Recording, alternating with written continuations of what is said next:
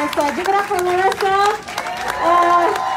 Larissa and the team have been working around the clock to making sure that our families during this power outage and flooding is getting resources. It's been really, really difficult and so hard. So I just can't thank enough my team. In the middle of all this, Bernie's like, I want to come to Detroit. I said, okay, everyone, we got to make this happen. So I just can't thank you all enough for doing such great work. So Bernie, welcome. Welcome to the community that raised me.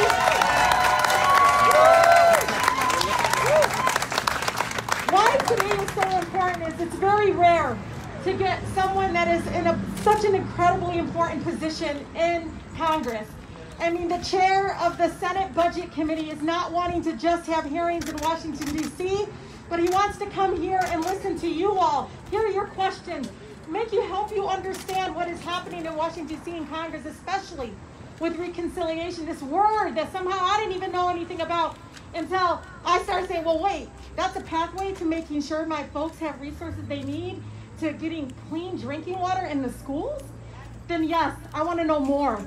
And so it's so unbelievably important that Senator Sanders is coming here, and I know he's been in Indiana, and I believe he's going to Ohio and Iowa and all kinds of places.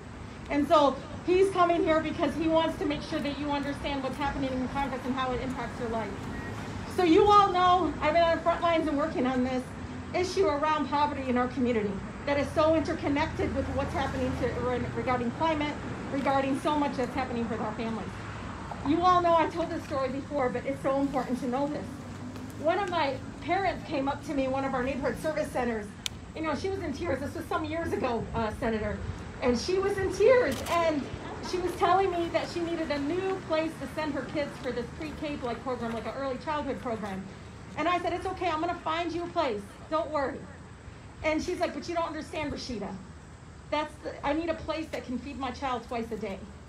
See, people need to understand that people's infrastructure, what it means when we talk about it, what the care economy, all that means, how it means to our lives, what it means to our lives, that we gotta think beyond just roads and bridges. Yes, they're important, but we gotta talk about the processes and structures that support our families.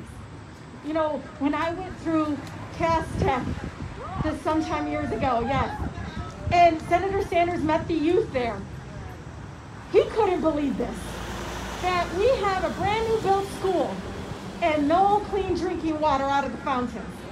So when I think about the reconciliation process, the people's infrastructure, I think about complete replacement of lead-contaminated pipelines. That's it. Enough. You all know this is so important to our district, but no child should ever, ever, ever have no access to clean drinking water. And we also have to go deeper in that understanding that clean water and clean air is so interconnected to racial justice. You all know this. Wayne County hasn't met Clean Air Act standards in over 15 years, y'all. I mean, sulfur dioxide, the ozone, all of it. We haven't in 15 years. And Debbie knows this because she and I talk about this all the time. About time that we demand infrastructure that supports us getting access to clean air, and that means addressing our climate. And so it is so important, again, you all, many of you come from nonprofit organizations. You're on the ground talking to Black Club leaders. You know how it's done. And when Maxine Waters says housing is infrastructure, you need to explain to people what she means. Because you can't just talk about infrastructure and roads and outside of homes. You got to talk about safe, healthy living homes, access to housing. All of that to say, this is why Senator Sanders is here. He needs our help. He needs our partnership to getting the word out to the American people, to all of our neighbors, and understanding reconciliation may be like a foreign object, but guess what? It is the pathway to the people's infrastructure, to the care economy. And President Biden is behind us. He is saying we want to build back better, right? And it's not just a slogan. If you think about every integral part of what he's proposing, it is the people's infrastructure. It is the care economy. And many of my colleagues here are going to talk about it. They're all working extremely hard and trying to make sure us as members of the Progressive Caucus, as members of communities that really need to go beyond just what we see before us from coming out from some colleagues, we need to push more. We have children all around us. They deserve a future, y'all. They deserve something better. And so I am so incredibly proud to be able to introduce one of my colleagues, I always, they call us double trouble when we're both upset. But you know, you can't go through my district without going through Debbie Dingell's district. And so when you see us standing up in front of the refinery or AK Steel or in front of our schools or anything, I'll tell you, when the corporations see us talking together, I think they get a little scared, right? I think so, a little bit, right, Debbie? Yeah. So Debbie Dingell, who represents a lot of our neighboring Wayne County and Washtenaw County, she's here to talk about why the People's Infrastructure Build Back Better plan is so incredibly important to Michigan. With that, Debbie Dingell.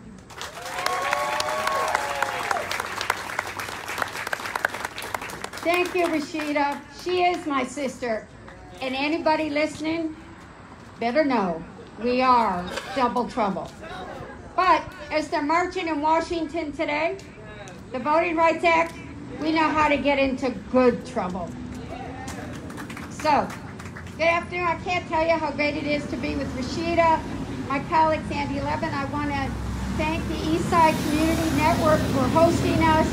And I'm really happy to be here with the Michigan Environmental Justice Coalition, We the People of Detroit, and Michigan United, who are friends that I saw Metro Wayne back there too. You're all the nonprofits are here. I'm going to get in trouble. Rashida's going to give me the evil eye, if I start. But we work with so many of you, and I'm really glad to welcome the senator to Michigan today to talk about what we're going to do.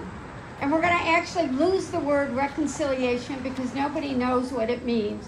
And we're going to talk about Build Back Better plan because we need to. You know, yesterday we had the 6th once-in-a-lifetime storm in 7 weeks. It flooded again in my hometown. Bernie, 20,000 homes in my hometown have been flooded, damaged. Detroit, it's the same kind of numbers. Southfield was closed again. People came. The people in Dearborn Heights, the water goes to their first floor windows. Every time we have a storm, we're in tears, asked us to come look again. Does anybody really want to say global climate change isn't real? It's here, and we got to get ready for it, and we got to do something about it. And the time is now. No more. We got to invest. We got to fix our damn roads. But we got to do a lot of other stuff. We got to, COVID shined a light on internet and how we don't have high-speed internet in the cities or in our urban areas. That needs to happen. But I also want to tell you, all right, we have Chrysler plant behind us. I am proud of the fact that Michigan put the world on wheels. Well, now Michigan's going to lead the world on reducing carbon emissions. Transportation, we are, it's time. Transportation is 30% of carbon emissions. I stood at the White House 3 weeks ago with the president when the car companies, believe it or not, the autos themselves, have set a target with the president, the environmentalists. I was there with the UAW, and we're going to target 50% sales of EVs by the year 2030. That's good. But you know what? It won't happen if we don't build out the infrastructure. We got to do that. That's going to be in this bill. But I want to talk about how 3 million women have left the work, have had to leave during COVID-19, the workplace. Why? I love the men. I love you all. But the fact of the matter is, women are the caregivers. We're the child caregivers. We're the older caregivers. We're sandwich generation. It is time in this country that we address that problem and take care of our children and our seniors. It's time. The Oxford Dictionary says infrastructure is processes or systems that support a country's efficient organization, running organization, or a company's. Okay, what's more important than making sure that our children and our seniors are taken care of? It is time. So we need to talk about it. We need to stop having people make us feel defensive. This is a once in a lifetime opportunity to make the difference. Can any of you imagine living without Social Security? Can any of you imagine living without Medicare? This is the next chapter in making sure we're taking care of our communities and people. So please help us teach America why we must build back better, and the time is now. You see? She makes me look calm. Yes, she does. I love it. Now, next, you have to know, Senator, one day maybe, Representative Andy Levin is our champion, y'all. We have a Michigan delegation member that is on education and labor. And let me tell you, people forget, he used to literally run our state's labor department, employment and labor department. On our delegation calls, you have no one else that is so incredibly knowledgeable, a passionate advocate for those in the workforce. He knows what people's rights are in the workplace, but he also knows what's the backbone of our economy is building up our education system and accessibility. And so I know Representative Levin is passionate about pre-K and about community college being free and accessible. And again, I can't thank him enough. When I need help in trying to understand what is happening with our education and again, workforce, he is the person I lean on, and we are very, very blessed to have him as part of our Michigan delegation. With that, Andy Levin.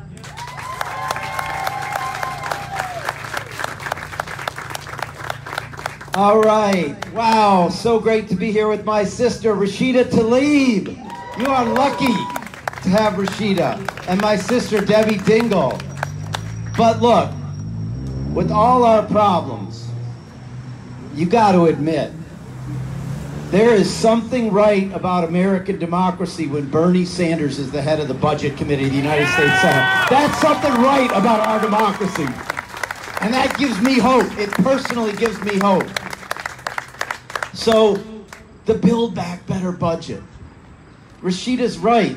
I've spent a lot of time on Connor because I used to run the workforce system of this state, all the job training. But you know what?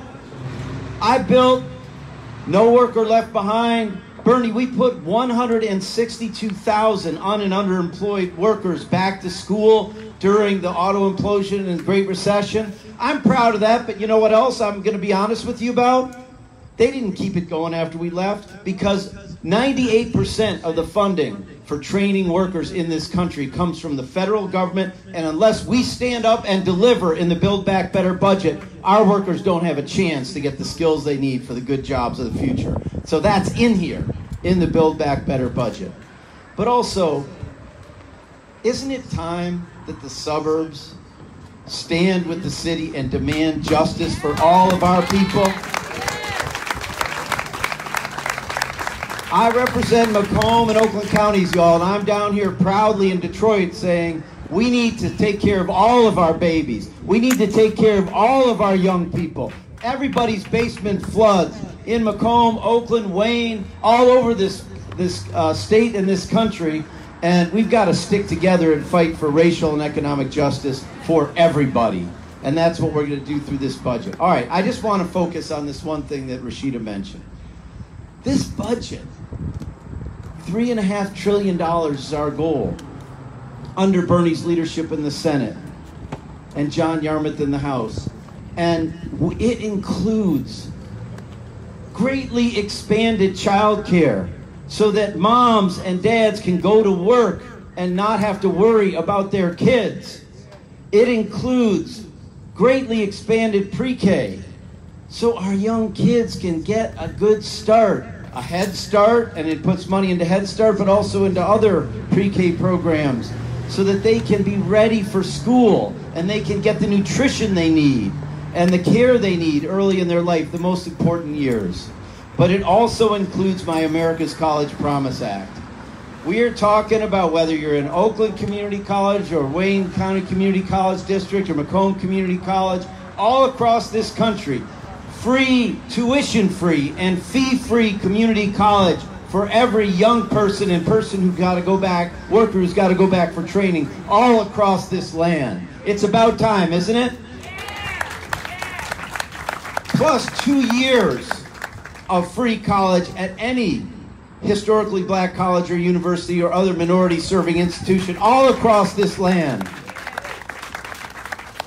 And I stand here with Debbie Dingell. She is right. Don't talk to me about infrastructure and it's this pavement. Okay, that's important. And I want union brothers and sisters pouring all the pavement and smoothing all the pavement. Those got to be good jobs. But infrastructure is the ability of our families to breathe. The ability to live with dignity. The ability to get an education and not be buried with debt.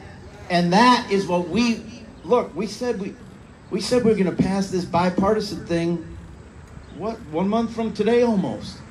So we have got to get to work and pass the Build Back Better budget to lift up the people of this country and let them breathe free at last. Thank you all very much.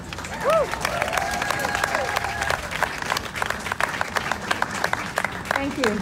We are really, truly blessed to have such an incredibly strong Michigan delegation, so could please give them a round of applause again. You guys know Senator Sanders, I call him Ammo, which means uncle in Arabic. He is always going to be my Ammo because there is something about a person that doesn't get enough credit for the fact that he centers everything that he does with people and the ground. And he goes all across the country, not just in his home state. And he understands the importance of bringing us with him as he talks about this budget, because it needs to be reflective of our values, y'all. And the only way to do that is to bring you all along, not just have those folks testifying in various committee hearings that don't really get to talk to us. They don't get to see what we're doing and what we're struggling with. And so, please, understand the critical importance of him picking up the phone and saying, I want to come to Detroit and come to Michigan and talk to our families. We are truly blessed to have him as chair of the Budget Committee in the Senate. He is continuing to bring workers and to bring people on the ground that are in our frontline communities like ours to talk about that continued struggle. And it is really, truly an honor to introduce all of you all to my Amo, my senator, always, Senator Bernie Sanders.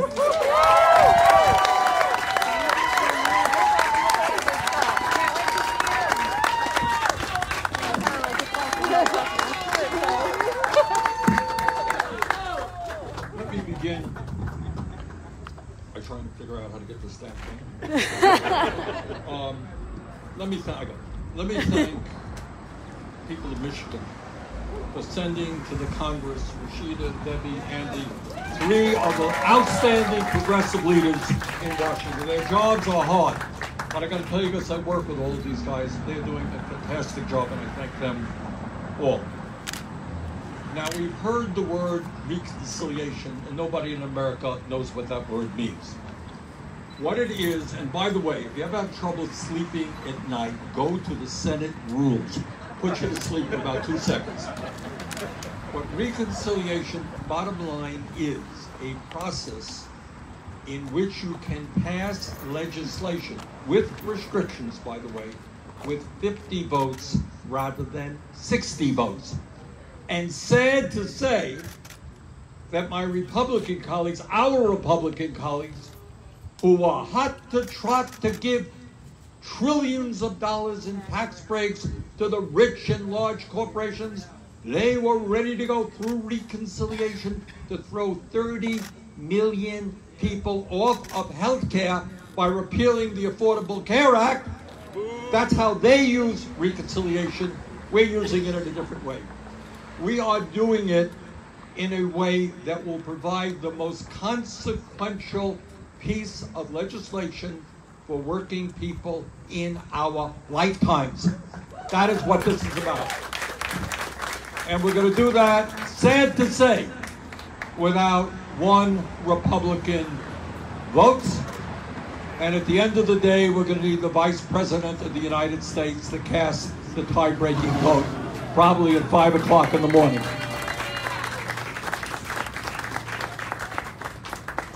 All of you know two facts. Number one, that in America, the wealthy and large corporations are doing phenomenally well, right? Rich are getting much richer. They got so much money they can't even spend it here on Earth. They're off in outer space spending their money.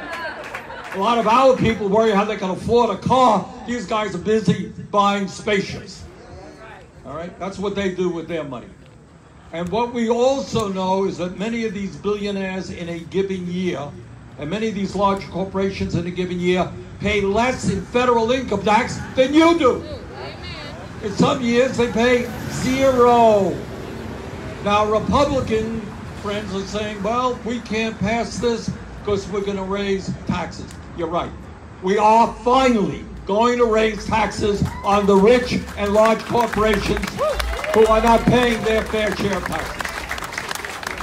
No apologies to be made. You have heard what this bill does. Does it go as far as Rashida and Debbie and Andy and I would like it to go? No. But it goes further than any piece of legislation in our lifetimes. You've heard some of it. I just want to touch on it and show you what we have done and will do. Shamefully, the richest country on earth, the United States, has historically had the highest rate of childhood poverty of any major country on earth.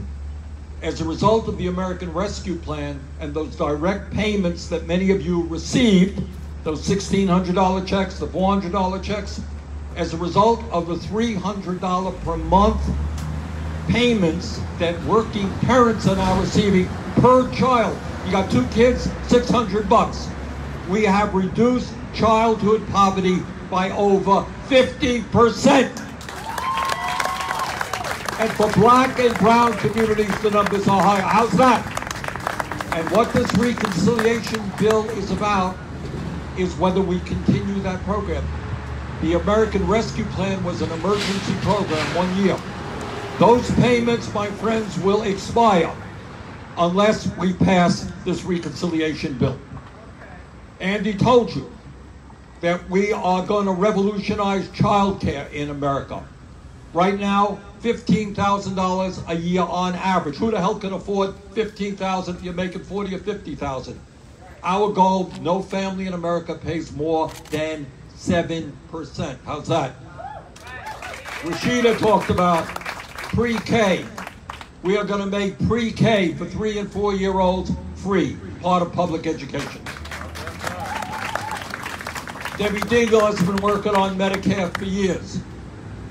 All of us believe in a Medicare for all single-payer program. That is not in this bill. That fight continues to be waged. But what is in this bill, what we are proposing and fighting for, is an expansion of Medicare for seniors to cover dental, hearing aids, and eyeglasses. And to lower the age of eligibility. These guys have already talked about home health care. How many people do you know who are forced into nursing homes because they don't have the home health care they need? They'd rather stay home. We're going to significantly expand home health care, pay those workers a living wage so that they can take care of the elderly and the disabled at home. We are finally going to take on the greed and thievery of the pharmaceutical industry. The crooks that charge us the highest prices in the world for prescription drugs, Medicare will start negotiating prescription drug prices. We are going to build, we are going to invest more in affordable and low-income housing than any time in the history of this country. And finally, we are going to deal with what you have heard from Rashida and others, the existential threat of climate. It is beyond I really don't understand it, quite frankly. Our Republican colleagues have children, they have grandchildren, and how in God's name they can look those children and grandchildren in the eye and ignore the destructive forces of climate change and what kind of planet we're going to be leaving to those kids. And what we do in this bill is put hundreds of billions of dollars to transform our energy system away from fossil fuel. We put money into communities like Detroit that are already suffering significantly the brunt of climate change and what it means in terms of flooding and lack of electricity.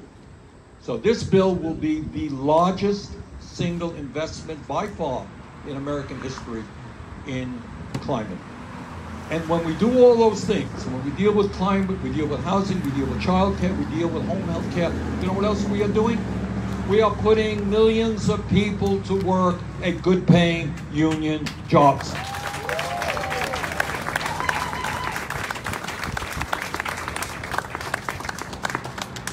I think that in Vermont, I know that here in Michigan and Detroit, a lot of people are giving up on the political process. They're seeing the rich getting richer and they continue to struggle. What is behind this bill, what the three of us and four of us are working on, is to finally say to working families in this country, you know what? In a democratic society, government is supposed to work for ordinary people, for working people, for lower income people, not just the rich and the powerful. So this, to my mind, is a beginning of transforming our country, have a government that works for all rather than the few. And I again want to thank all of you. I know many of you are involved in grassroots organizations. Thank you so much for what you're doing, and thank you for electing these three great members of the Congress. Thank you.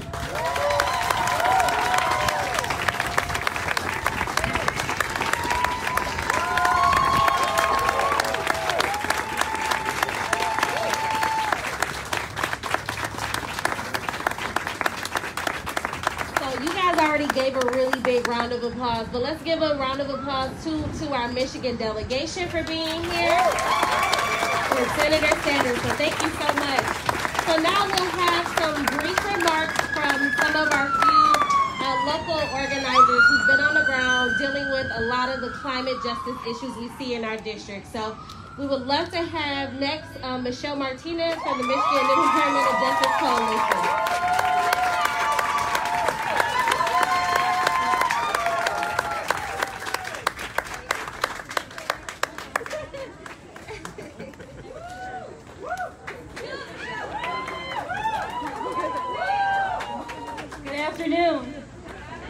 Good afternoon. That last little bit of energy you got with this heat. I'm going to try to keep it short.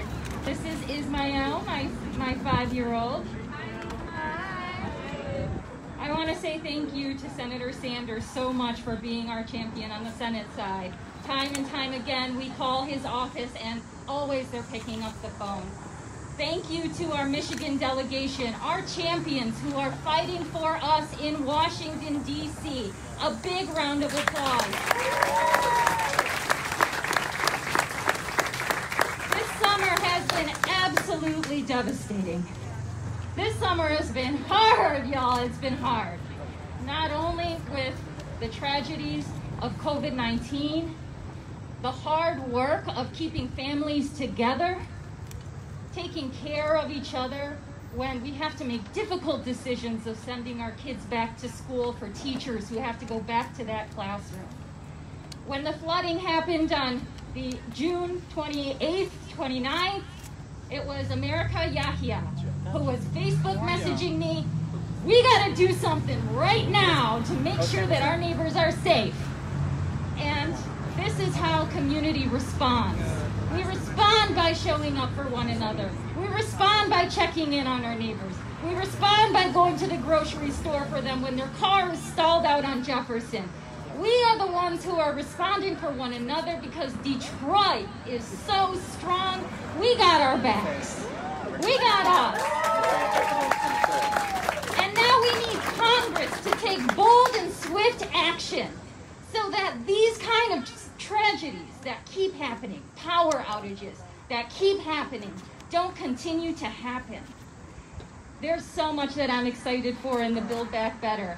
I'm excited to be able to think about my kids going to an air-conditioned and safe school. That's what excites me. I'm excited about throwing away those little plastic and cone cups, throwing them out and being able to see water flowing from the drinking fountain again. That's what I'm excited about. I'm excited about having power and electricity no matter how hard the wind blows and thinking, hey, maybe I can have solar on my rooftop. And maybe Miss Jackie across the street will have solar on her rooftop. And maybe on the west side, we'll have community solar and a strong grid so that people who want to stay home safely for work have internet. They have internet and they're not losing power, internet, water, and their basements are flooded every summer. So thank you so much to the congressional members here who are carrying that for us. The other thing I'm excited about is clean air. And let me tell you, over the last 15 years, if you've been working in the environmental justice movement, you know when it's hot like this, your lungs swell up. They swell up from that ozone, and if you have family who has asthma, COPD, breathing problems, they're in the hospital on a breathing treatment. And it's just going to get hotter and hotter with this climate. We don't need the United Nations to tell us that climate change is happening faster and more furious. We can see it right here happening in our own homes and in our streets. So yes, we want to tell Congress to build back better. Build back better. Build back better. Build back better.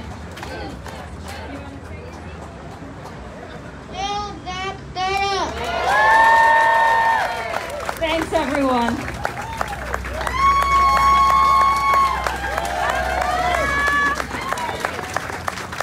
Thank you so much, Michelle, for those remarks. That's right. We're going to build back better. So the next speaker we have is from Michigan United. We have Pastor Presley. Pastor Presley?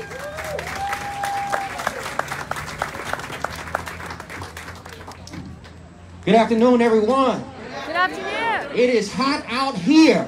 So I will be as brief as possible, which is difficult for a Baptist pastor, but pray for me. To all of our great dignitaries who are here today, it is such an honor to have this opportunity to advocate on behalf of people and families.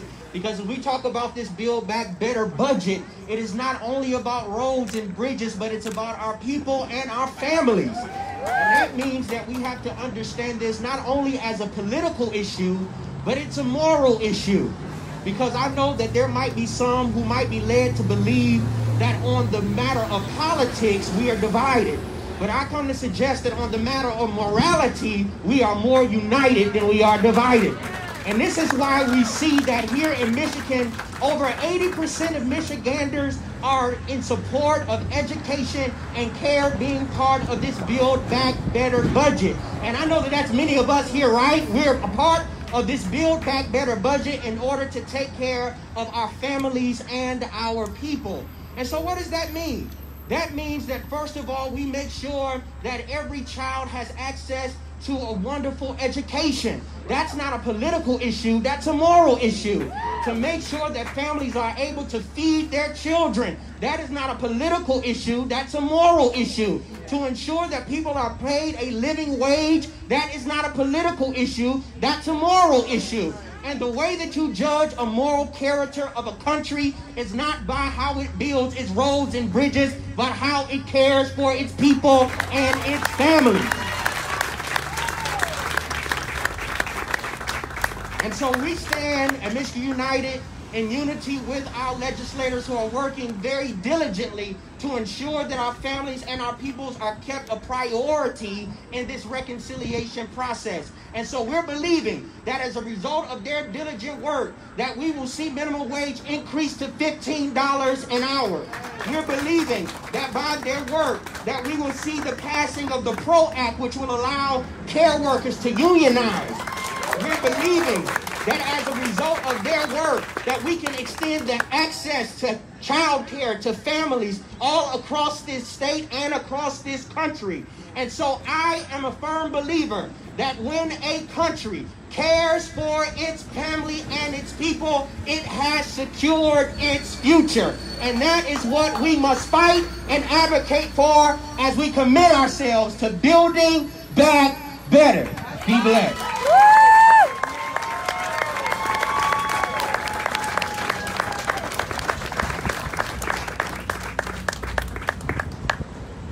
Thank you so much, Pastor Presley. So we're trying to get through this agenda as quickly as possible because we know it's hot outside. But I know that folks have questions and what this means. How do we activate ourselves here at the local community in the 13th Congressional District?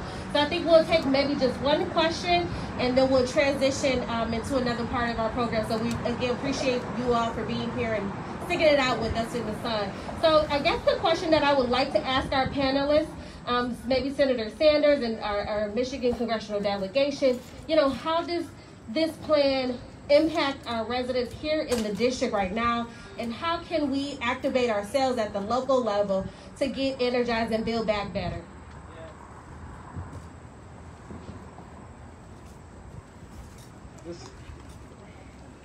This legislation in a profound way is going to impact virtually everybody in Michigan, everybody in America. And what this will do, and you have heard it, it is going to create not only jobs, meaningful jobs, in building housing, in addressing climate crisis. Those are going to be good paying and often union jobs. So if you want good paying jobs, you got to support the reconciliation bill. You are dealing here, as we have all discussed, with the impact of climate. And guess what? Unless we act boldly, it ain't going to get any better. It's going to get worse. We can create millions of jobs nationally by transforming our energy system and leading the world in fighting climate change.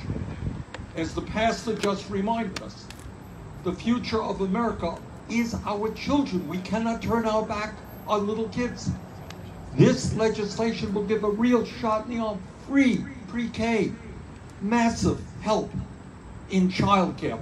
Millions of families will have to pay a nickel for childcare. Nobody pays more than 7%. Building affordable housing. Essentially, what we have done in this bill is take a hard look at the problems facing our country and say, you know what? We're finally going to address those problems. That will impact Michigan, it'll impact Vermont, it'll impact not only our entire country, it will lead the world, I believe, in a new direction. I think we're going to do this. So the question was, what can we do now to activate? Many of you, again, are part of networks. Some of you are, community members without title, but some of you come from movement work. What can you do now to really try to get people moving towards the Build Back Better plan?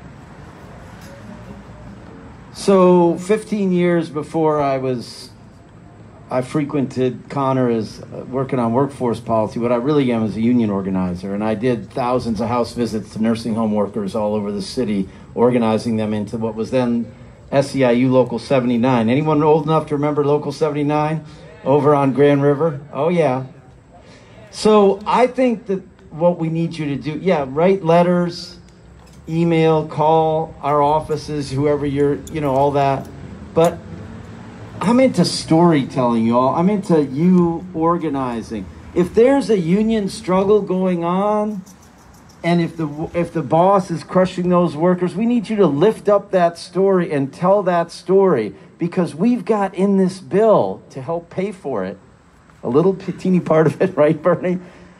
Real significant penalties against bosses who fire workers or mistreat workers when they're trying to form a union. So we need to lift up their stories. Whatever your organization focuses on, if you can do an event, highlight someone's story about their flooded basement, about their child care situation, about their nutrition situation in their family, and tell us those stories. And we want to share with you the burden of telling those stories so that we really get the word out that the Build Back Better budget is the answer to the people's cries for justice in this country. We've got to make it more urgent, and you can play a huge role in making it not just a bunch of words from politicians, but the stories of the people demanding justice. And I think that's what is so important, is making this so real for people. I always think of my immigrant mother, I can't go to her and talk about this in a way that folks in DC talk about and use all these acronyms that I can't stand. But it is really about those stories, like Andy said. But, many people don't realize this pathway to clean water is in the reconciliation, y'all, in the Build Back Better plan. The pathway to really getting clean air and really moving away from fossil fuel and dirty air is in this bill. To talk about all the direct services that needs to be on the ground, maybe from childcare to food assistance to a number of issues, is in this. Make it real for people. This is something that I couldn't have dreamed of would be a possibility. And we have to have people understand we are very close. We are so incredibly close. We just passed it out of the House. It's now in the Senate. We got to build up that power on the ground. Grace Lee Boggs taught young activists like me in Detroit. She said it didn't matter who was in the White House or who was in Congress. You may say a little bit, but what mattered was the movement work in the streets. That's how we delivered Civil Rights Act. That's how we delivered the labor rights movement. Was how we were able to do it is when there was consciousness here on the ground. And so you all got to do it. And I know it's not easy, but there are faith-based communities that have not been engaged on this. There are folks even in the nonprofit arena that are servicing folks that are like, well, this is politics, I don't want to deal with it. But no. This is a pathway for your families to get out of poverty. This is a pathway for your families to get access to education, to real jobs that you can actually retire and get benefits and all these other things. So we got to make it real for our folks. And it's getting harder now to reach those individuals because we don't want to talk about it. But I'm asking all of you, it's time to have those conversations with those pastors. It's time to have those conversations with some of those leaders. We got to do it now. And they're with us. But we got to push them to understand that they matter now more than ever in getting this through the Senate and on the president's desk. And so, again, there is so much right here. This $3.5 trillion, if folks want to focus on the numbers, but behind those numbers are real people that our lives are going to change dramatically. And so it's so incredibly important. I know they want to, because it's really hot, y'all. I don't know, you guys, this tent is way too small, Senator. But we're going to work. If there's any questions, we can take maybe 2 or 3 questions from the audience. Okay.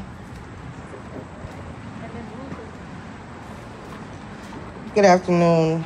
My question is a little bit off topic. I want to let you know, Senator, while you're here, that Detroit has a huge issue that's not really being addressed the way it is. The city of Detroit stole $600 million from its residents by overtaxing its lowest income valued homeowners, taxes we didn't owe. So the Coalition for Property Tax Justice, organizations like the one I'm a part of, the Detroit Justice Center, we fight and we follow the legal pathway by doing appeals to get people's property tax assessment lowered to what it's supposed to be. But I wanted to let you know this is a particular problem in the city of Detroit, which, let's be honest, is a majority black city that we need addressed on the federal level. We need help because the powers that be in Detroit are just not paying us any attention, and they're pushing out residents that built this city. So I appreciate you being here, and I am behind this bill that you all are pushing, and I will rally people behind myself to be behind this bill. But you need to know what's going on with the lowest income valued people here. Yeah, I think the Chairwoman Maxine Waters' Housing and Infrastructure Bill is a pathway to have a real conversation about accountability for local governments as they implement these policies on the federal level. I know many of us were very disappointed to see so much of the hardest hit funds and other funds being used to tear down homes that we could have had people stay in their homes. And I know I saw my block completely transform. We had the worst foreclosure crisis in Wayne County than anywhere in the nation. And many of you know this, and you, Senator, heard me say this, but we lost more black homeownership in the state of Michigan than any other state in the union. And so we know we have to hold folks accountable because we can get these dollar amounts, but we have to have accountability because implementation matters. You all know I'm a social worker at heart. We can put all kinds of dollars, but if it's not equitable and holding folks accountable to some of these injustices that continue to happen, it's not going to happen. But I know, and you all know, the coalition knows, Secretary Fudge needs to look into, consistently look into this matter. And I know that she's very much aware of it. And I know that's why part of the reconciliation will have the Restoring Local Communities Act, which it's $5 billion. And much of that could be used for a tax foreclosure crisis right now in our country. But again, accountability matters at the local level. And question from Michelle Jackson. Hello, how are you? I just would like to know, what is it that you guys, besides getting people to rally behind you right now, what is the need right now for us right here, boots on the ground, to do today, tomorrow, next week? I'll tell you what it is. And that is to ask your seven Republican members in the Michigan delegation, ask them why they think it is more important to protect the wealth of the few than the needs of ordinary working people. It is a disgrace. You know, the pastor mentioned there's politics and morality. All right, I'm involved in politics. But there is no excuse for saying that we cannot tax billionaires in order to deal with the issues that are here in Detroit. There's no moral excuse for that. Demand to know why these 7 members are not supporting this legislation.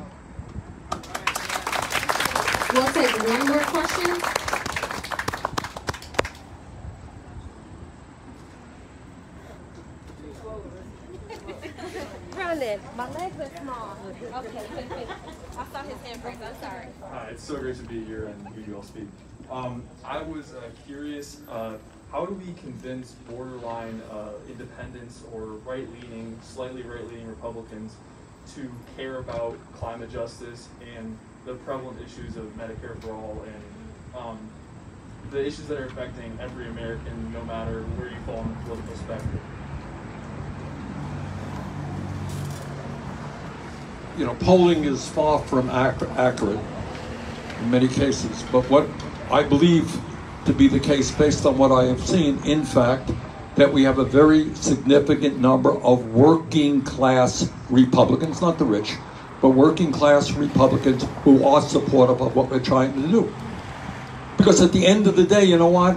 If you are a working class Republican and you got a child, you're going to need some help in this day and age. You're going to need a decent paying job.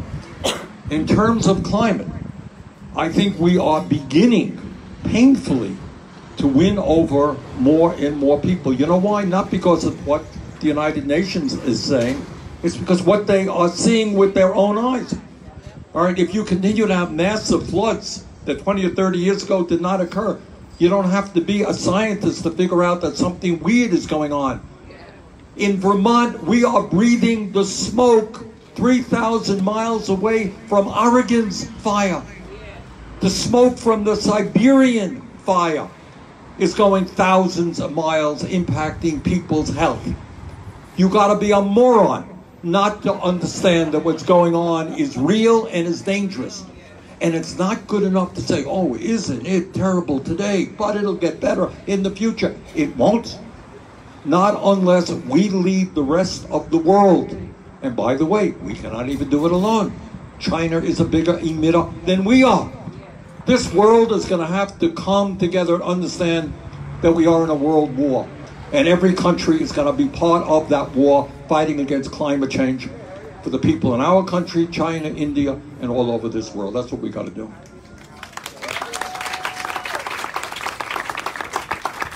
I just want to add one thing, but first, I'm so happy that Democracy Summer is in the house. So let's hear it for these young people who are out on the streets all summer fighting for our voters' voting rights and our democracy. Okay. I think the answer is we just have to deliver. Don't give me another speech about $15 an hour. Give me my $15 an hour. Don't give me another speech about the freedom to form unions. Let me form a union at my workplace if I damn well please to. And don't give me child tax credits for a minute. Give me $250 for every one of my kids 6 and over, and $300 a month for every kid 5 and under. Forever, because I got to raise kids in America. It costs a lot of money to put food on the table. So we started with the American Rescue Plan, but I think that we will be ready to win people over when we actually put food on their table and money in their pocket. It's high time we did it, and with the leadership of Senator Sanders, we're going to do it right now. All right, Judy, get up. Just tell me what the question is. It's real simple, right? Because we know we're speaking to the choir. We're on board. And you hit on something, Senator Sanders. You said there are Republicans who are supportive. Who are they? Because that's who we can be in target. We may have Got it. in those districts. I will tell you who they are. They are working class Republicans, the people who work. And one of the interesting... Well, there are many millions of them, but here's the irony. You know, people say, well, there's no bipartisanship in Washington. It's true, but there is bipartisanship down here at the grassroots level. You tell me, if you're a working class dad and you got 2 kids and you can't afford to feed them, you know what? You want that $300 a month, right? And you want inexpensive and quality childcare. You want a good paying job. What we got, and maybe let me close on this one. All of you know this. We got today in America politicians who are trying to divide our people up based on the color of their skin or where they were born or their sexual orientation or their religion or whatever it may be. That's what they do. And that's how they think they're going to get elected. Our job is to do exactly the opposite. Because we're all in this together. Climate change impacts every man, woman, and child on this planet. I don't care the color of your skin or where you were born. Healthcare is a need of everybody. We're all going to go to the doctor. We all need medical help. Our job is to bring people together around a people's agenda. Whether they're Republican, Independent, or Democrat, we're making some progress. In Washington, we're not. But our job is to demand to know why these 7 Republicans from Michigan in the House are more important, more interested in representing the wealthy campaign contributors than they are their constituents. Listen, you guys, this is a tough moment for the country. And I know it's easy to get discouraged. But I want to tell you that with your great members of Congress here and your great grassroots leaders, we are making progress. We've got to continue the fight. The future of the planet and the well-being of millions of people is at stake. Let's go forward together. Thank you so much. Now, this was our marching orders, but I can't thank you enough, Senator Sanders, for coming out to the 13th District and coming out to Michigan. Thank you so much. Again, a round of applause, Senator Sanders.